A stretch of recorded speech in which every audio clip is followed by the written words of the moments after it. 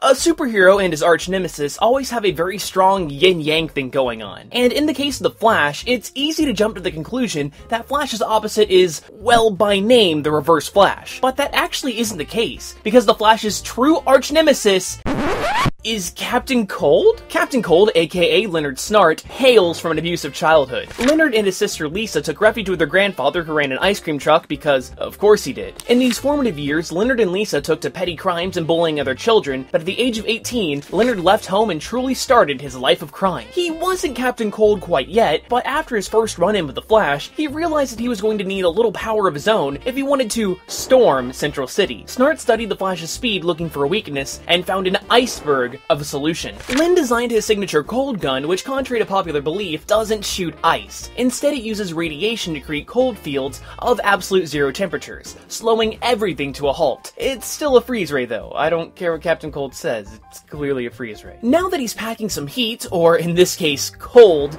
the Captain and some other Flash villains formed a group simply known as the Rogues. They often work together to commit crimes and bring the Flash down, but they also work individually from time to time. You know what, we'll do a more in-depth video on them some other time, so back to Captain Cold. For the most part, Captain Cold tried to commit crimes and kill the Flash. You know, generic supervillain stuff. But it wasn't until Barry Allen's death that Cold started getting some real character development. Like, how about in the Underworld Unleashed event where he sells his soul to the demon Neron, and then dies when he's double-crossed. Development. Yay! Don't worry, he's brought back to life pretty soon after because Wally West went and got his soul back from Neron in hell. Because comics. In all seriousness, with Barry gone, Cold rode the line of villain, vigilante, contract assassin, and bounty hunter. Heck, Captain Cold has even been known to work with Wally West on occasion, has squared off against other supervillains, and refused to help rule the world in Final Crisis. But he did kind of help kill Bart Allen, so I guess he's not too much of a good guy? Cold was pretty pissed off that he killed a kid, but when Barry returned from the technically not death, Cold recognized that the true Flash had returned